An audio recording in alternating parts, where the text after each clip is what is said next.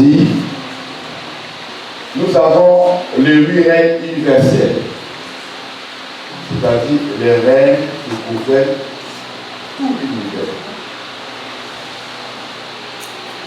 Il n'y a pas un verset dans la Bible où c'est écrit 8 règnes universels, il n'y en a pas. Mais c'est le diable lui-même qui a révélé ça à Jésus. Et nous on a compris. Donc on va relire le passage de Matthieu 8, Matthieu 4, verset 8. Matthieu chapitre 4, verset 8. Le diable le transporta encore sur une montagne très élevée, lui montra tous les royaumes du monde et leur gloire. Amen. Amen. Lui montra tous les royaumes du monde et leur gloire. Le diable parle ici de ces 8 règnes en question. Mais comme Dieu est supérieur, lui doit s'arrêter là pour descendre. La suite, on va arriver sur les paroles que Satan a prononcées à lui. Pour comprendre pourquoi il a dit ça à Dieu. Mais pour l'heure, on va comprendre qu'il y a plusieurs royaumes. Quand Dieu a créé le monde, il a réparti le monde en royaumes que j'apprécie le règne. Suivez-moi très bien. Dans chaque règne devait régner le roi. Chaque règne est gouverné. Il y a certaines personnes qui ne peuvent pas vivre dans certains règnes. Dieu a séparé ça comme ça.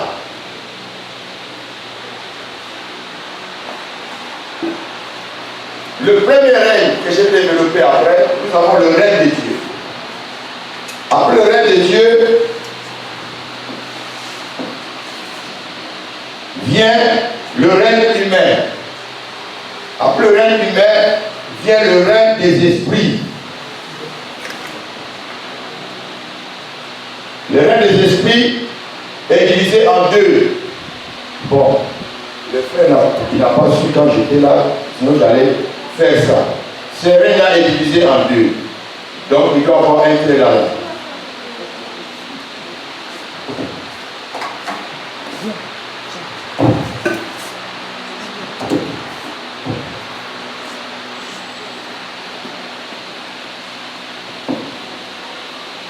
Je vous dirai pourquoi. Avant, ce règne n'était pas divisé en deux. Ce règne est divisé en deux après la chute de l'homme. Sinon, avant, ce n'était pas divisé en deux. Ici, nous avons le règne des esprits. Après le règne des esprits vient le règne sous-marin, ou alors le règne des eaux. Là.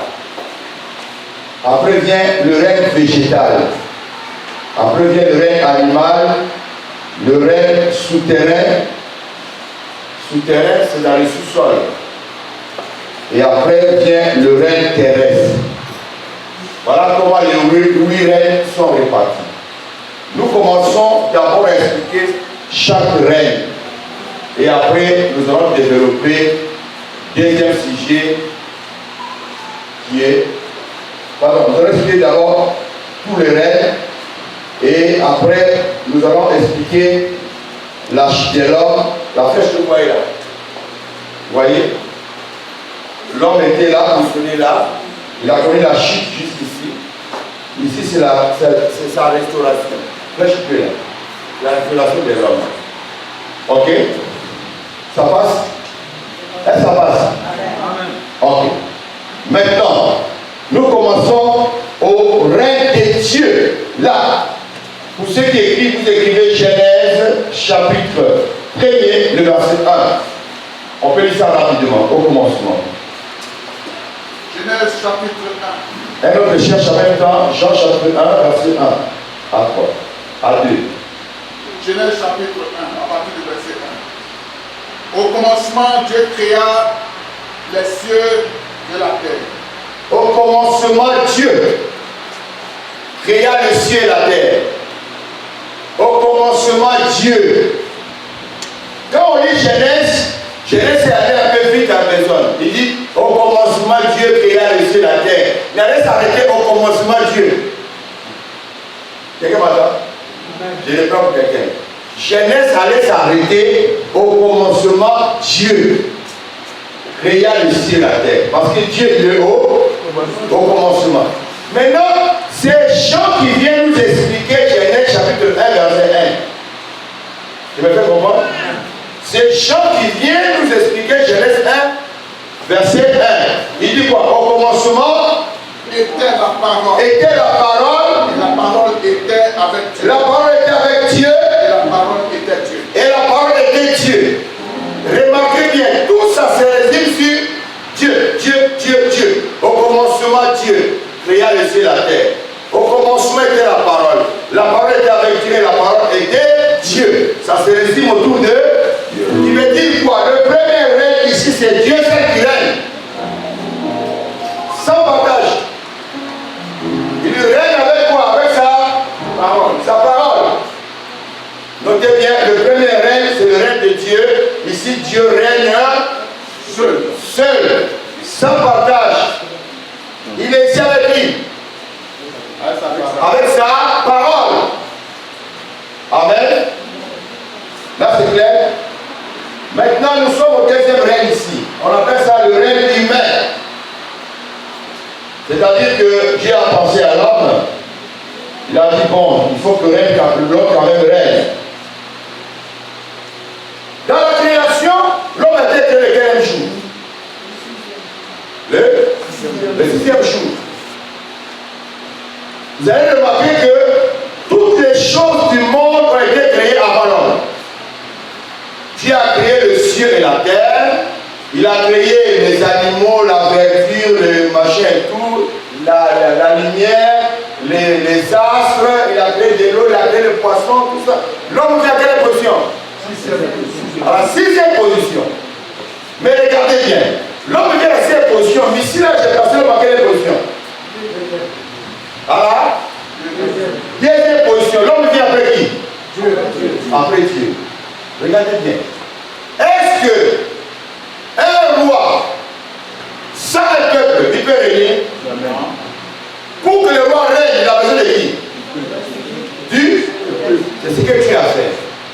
Cela veut dire, pour que l'homme règne, il fallait qu'il y ait des éléments à qui il va, sur laquelle il va régner. Vous comprenez? Parce que l'homme vient comme le chef. Vous avez déjà vu lors d'un meeting, le président fait un meeting, et puis le président est venu avant le peuple. Hein? Le président vient d'abord avant le peuple. Non, le peuple vient d'abord. Et le président vient après. Donc l'homme est vraiment spécial pour Dieu. Il ne peut pas l'envoyer premier avant la création. On se comprend? C'est-à-dire avant de créer l'éléphant, avant de créer comme un bœuf, et tout ce nyama qui ont collé des animaux en un. Dieu a réservé l'homme quelque part. Il dit, toi tu vas attendre. Toi tu es chef. Regardez la vision de Dieu. Pourquoi l'homme, je l'ai placé là? Comprenez une chose. Quand nous lisons Apocalypse chapitre 5, verset 11 à 12.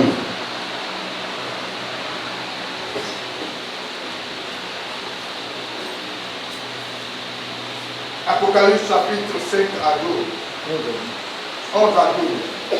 Apocalypse chapitre 5, verset 11 à 12. Ils sont pas l'approchement des anges. On va compter les yeux. Je lis la parole. Verset 11.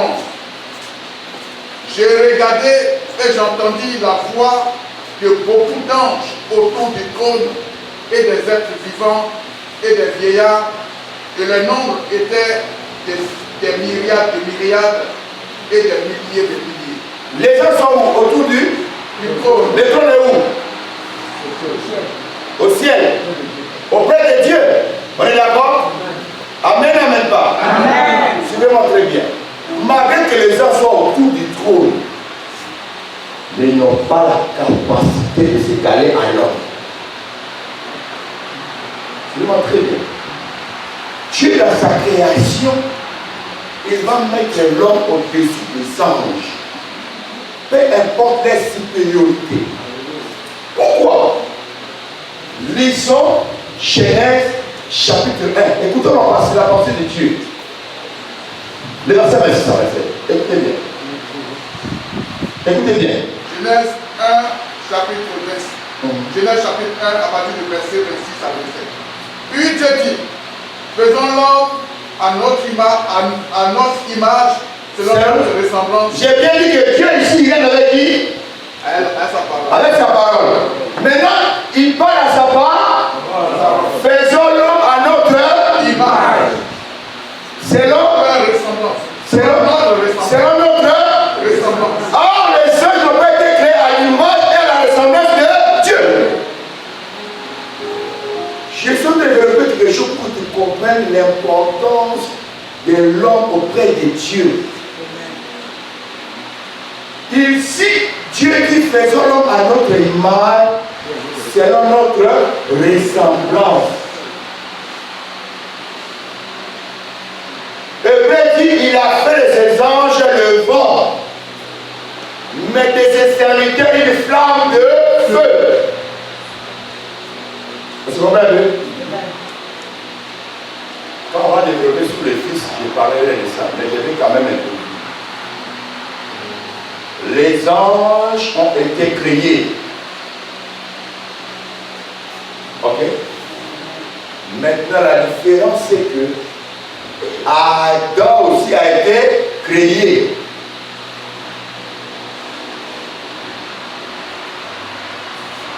Mais la progéniture d'Adam par le Christ, l'homme a été engendré pour devenir fils de Dieu. Ça, c'est le mystère. Regarde simplement parce qu'on va arriver là-bas. Mais retenez que ici, l'homme a été fait à l'image et à la ressemblance de Dieu. Donc, automatiquement, il vient après Dieu. On se comprend un peu? Regarde. Première raison que Dieu donne. Il dit d'abord, on vient de lire ça, faisons notre image et faisons l'homme à notre image et à notre ressemblance. On est d'accord? Voilà. Deuxième raison, on continue. Verset 26. Puis Dieu dit, faisons l'homme à notre image, selon notre ressemblance, et qu'il domine sur les poissons de la mer, Écoutez bien maintenant. sur les oiseaux du ciel, Et qu'il domine sur le poisson de la mer. Nous sommes ici. sur les oiseaux du ciel, Les oiseaux du ciel. les oiseaux du ciel, Les oiseaux du ciel, ça englobe les oiseaux naturels plus le règne des esprits. Et l'homme domine là-bas. On continue.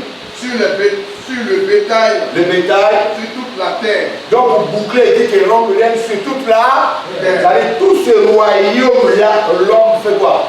Il domine et il règne. On se comprend un peu? Qui veut dire que quand Dieu a créé l'homme, tous ces règnes que nous voyons là, puis ici là, c'était sous la domination de qui? De l'homme. Ça passe bien? Donc l'homme n'est pas n'importe qui. Ici, dans le règne des esprits, c'est là-bas on trouve les anges. Mais ici, c'est l'homme que Dieu a positionné là. Parce que Dieu l'a fait à son image et à sa ressemblance. Pourquoi? Parce que Dieu savait que le 7e jour, il allait se reposer. Très souvent, quand tu es fatigué, tu vas te reposer où?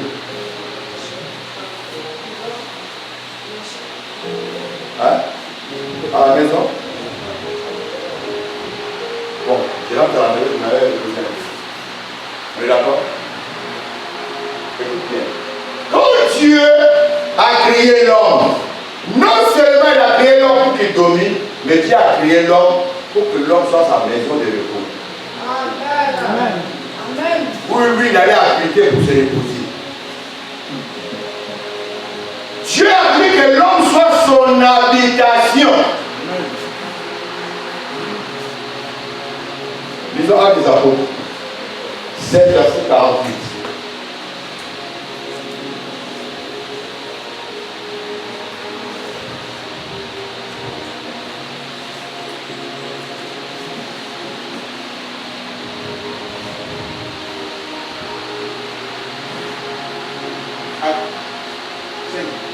Actes chapitre 7, verset 48. Actes chapitre 7, verset 48. Mais le Très-Haut n'habite pas dans ce qui est fait de main d'homme, comme dit le prophète. Le Créateur, notre Dieu, n'habite pas dans la maison faite de main. Comme ici on dit la maison de Dieu, nous les disons comme ça. Mais la maison, ça, là, ça a été conçu par qui? Mais notre corps a été conçu par qui? Voilà où Dieu a trouvé son lit de repos, les venir s'asseoir pour reposer. Nous devons même faire l'habitation de. La Bible dit notre corps est le temple du Saint-Esprit, l'habitation de Dieu. Éphésiens chapitre 4. Éphésiens. Non, Actes chapitre 2, verset 19.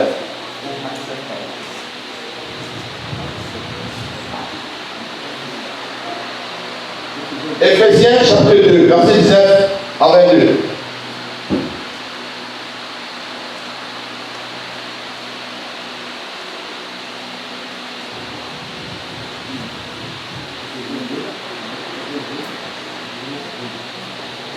Éphésiens 2, 19 à 22.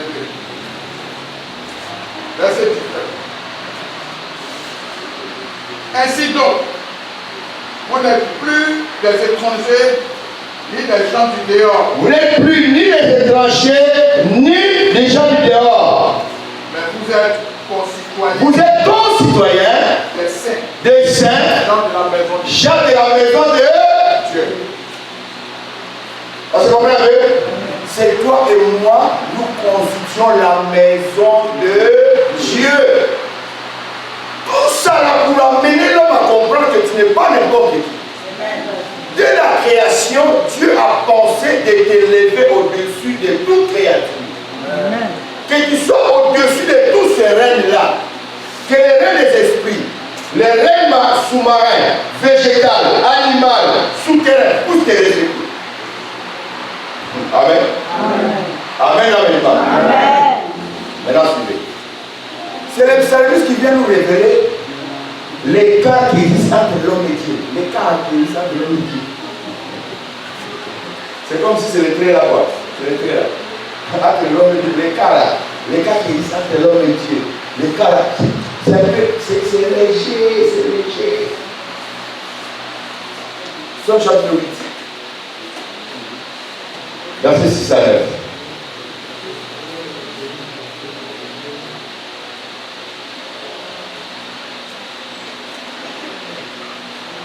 Psaume 8, verset 6 à 9.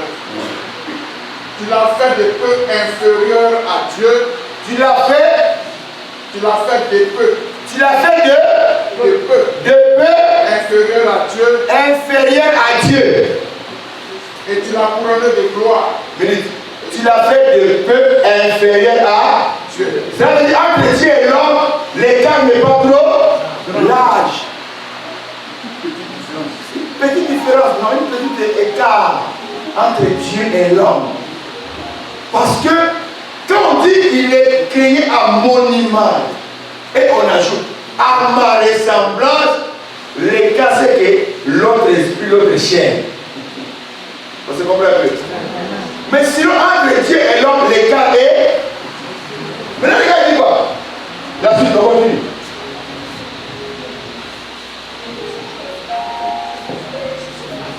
Et tu l'as couronné de gloire et de magnificence. Tu l'as couronné de gloire et de magnificence. Verset 7. Tu lui as donné la domination sur les œuvres de tes mains. Tu lui as donné la domination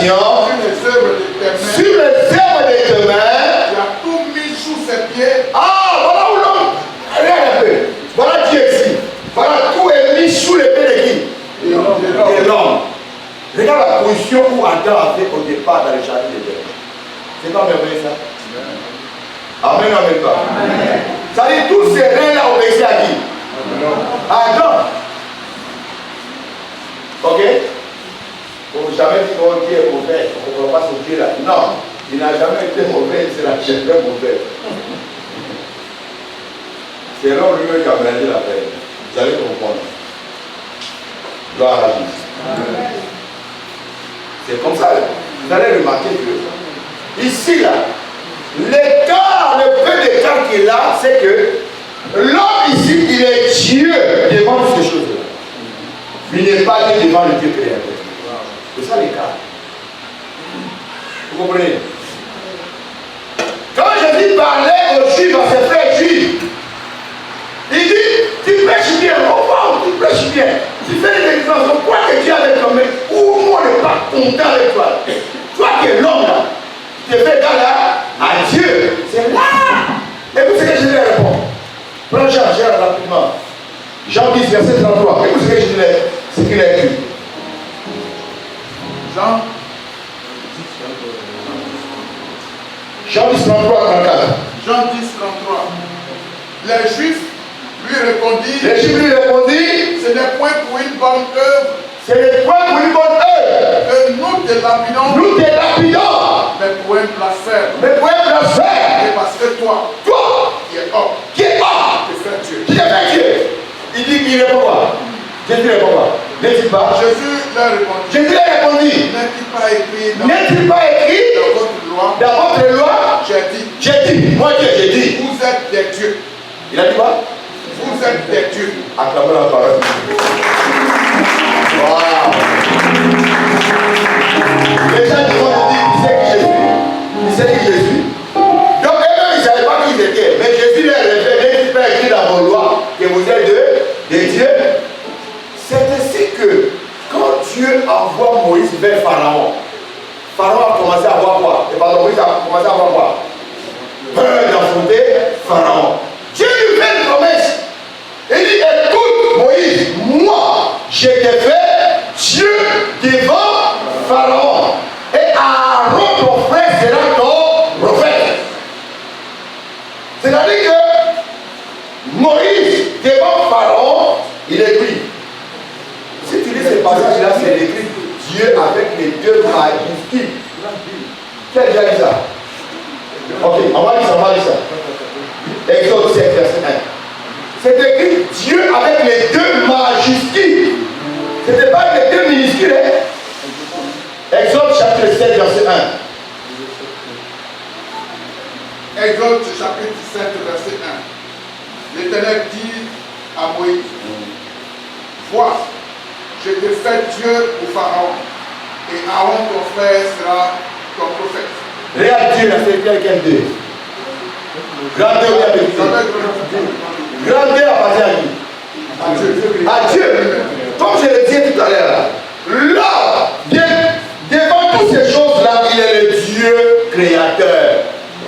C'est-à-dire, il est vu comme le Dieu créateur. Tout cela doit lui respecter le crâne. Mais il n'est pas Dieu devant le Dieu créateur. Vous comprenez? Regarde. Quand Pharaon a élevé Joseph, il dit, quand les gens vont entendre le bruit que Joseph a dit, ils vont se dire quoi? De la trompette. Jérusalem.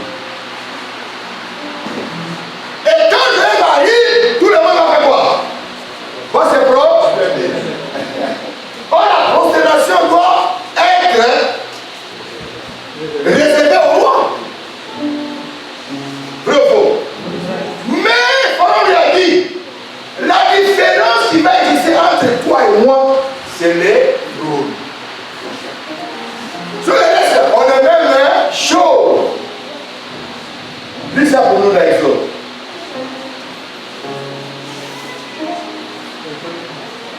Exode 7, verset 1. Exode 7. Non.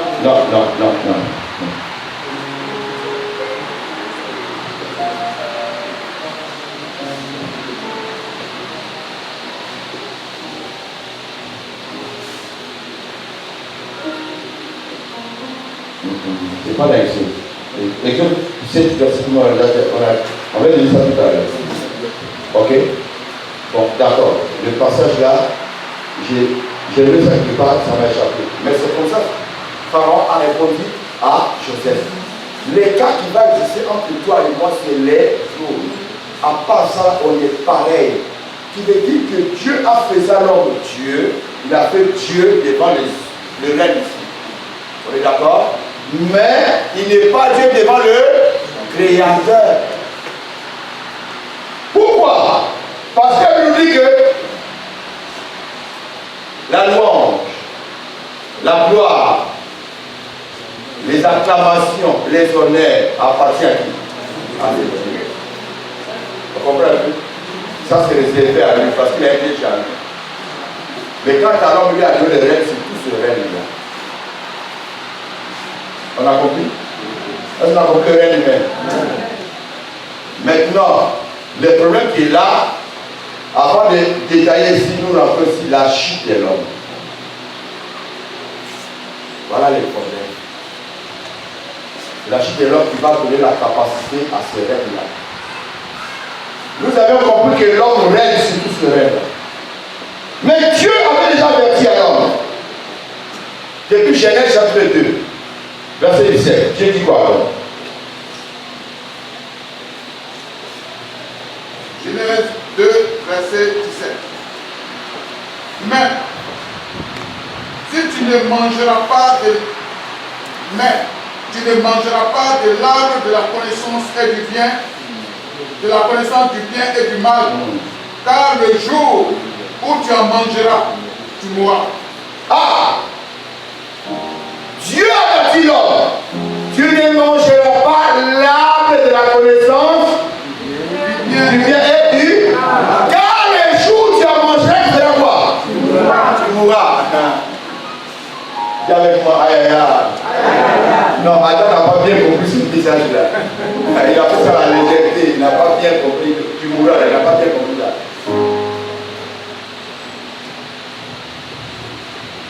Vous savez, souvent dans certaines maisons, quand le père est fâché ou la mère est fâchée,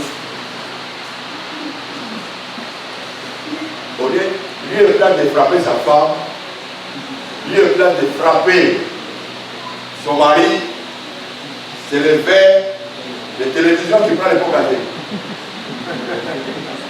Vous comprenez ce que je veux dire? Moi je n'aime pas ça, je n'aime pas ça. Vous comprenez comment Dieu fait? Vers là, fais quoi d'abord de bro?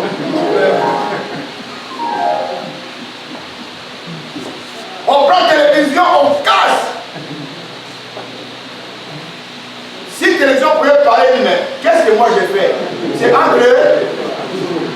Les problèmes c'était entre Dieu et ça. C'est Satan qui s'est révélé contre lui, ce n'est pas l'homme. Vous comprenez un peu? Mais comment expliquer que l'homme est c'est ton fils là? C'est quand Dieu a dit faisons l'homme à notre image, c'est notre ressemblance, afin qu'il dort. C'est toute la création, tout ce que j'ai fait sur la terre. Là, Satan dit jamais.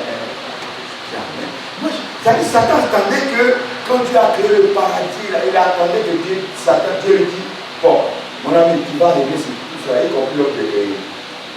Mais il n'a rien compris. Dieu a dit l'homme va régler sur. Quand il a dit l'oiseau du ciel, il a compris qu'il n'en pas de lui. Et tous les reptiles qui l'ont sur la terre. Après, vous ne pouvez pas aller dans les jardins, c'est toute la terre. On a dit, ah bon, mais. Ok. Le combat a commencé alors.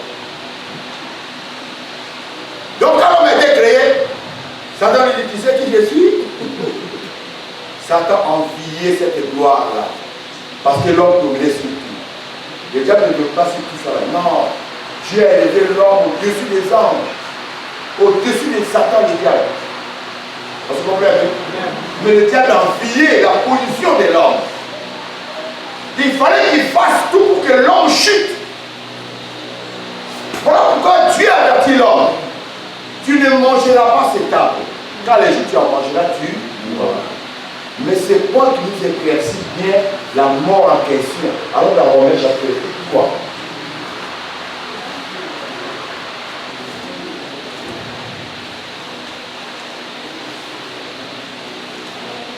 Lisons le verset 23.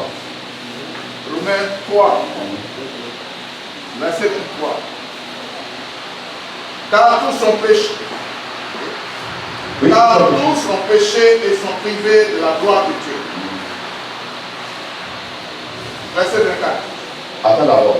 On dit tous ont péché. Ils sont privés de quoi? De la gloire de Dieu. On se comprend un peu? C'est-à-dire le péché a privé à l'homme la gloire de Dieu. Cela va créer quoi? L'écart entre Dieu et l'écart de Dieu comment? Vous comprenez un peu? Quand Adam a péché, tout le monde était là-bas. Hein? On était là-bas? Non. On était là-bas. On a péché avec lui, frère. Si tu pourrais dire à Adam, reviens, comment manger? Il n'allait pas bouger. Tu étais là-bas. Et regarde, prends Romains chapitre 5. Dis-moi le verset 14. Romains chapitre 5, verset 14. Cependant, la mort a régné depuis Adam jusqu'à Moïse. Même si ceux qui n'avaient pas péché par une transgression semblable à celle d'Adam, lequel est la figure de celui qui devait venir. Même si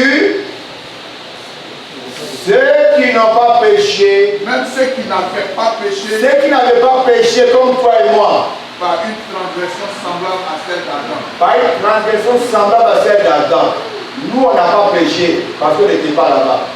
Mais le péché nous atteint parce que nous venons de. Nous sommes sortis d'Adam. Là, veut dire que nous étions dans les reins d'Adam. Amen. Quand il a mangé l'arbre, on a mangé avec lui. Et c'est comme ça la gloire de Dieu s'est séparée de l'homme. L'homme va évoluer ce qu'on appelle la chute. Dis avec moi la chute. Et quand la chute de l'homme sera grave, il quitte ici, la reine humaine, pour descendre jusqu'en bas, là. L'homme descend sur la terre. Là. L'homme descend en bas ici. Vous comprenez un peu? C'est pas très bien ici. Nous avons le règne terrestre ici. Amen. L'homme n'est pas ici, mais l'homme est en bas de règne terrestre. Là, on dit qu'il a perdu, il n'a pas de position. Qui veut dire que tous ces règnes-là deviennent au-dessus de. Hein? Ça devient supérieur. Ça passe?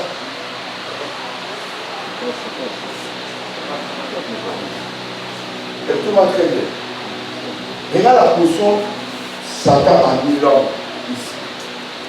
Satan va prendre maintenant la place de. La Satan est où?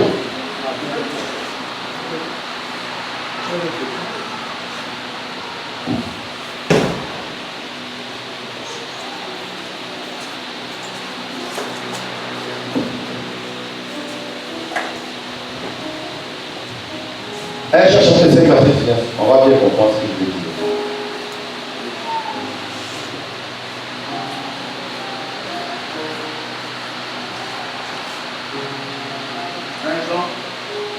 Jean chapitre 5, verset 19. Après, on va lire Luc 4, verset 5 à 6.